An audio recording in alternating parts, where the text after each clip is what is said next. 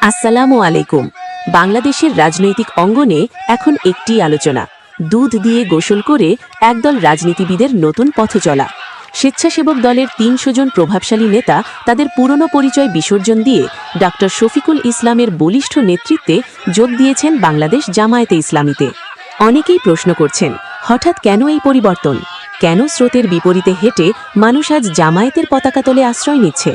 এর উত্তরটা আজ দিনের আলোর মতো পরিষ্কার।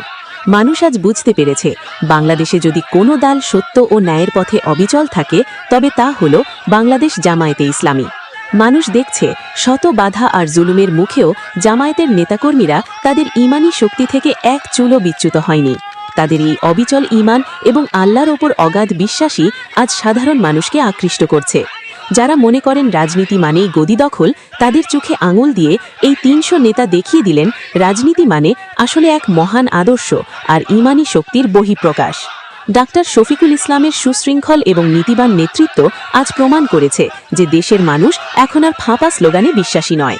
তারা চায় এমন এক নেতৃত্ব যেখানে থাকবে খোদাভীতি আর সততা।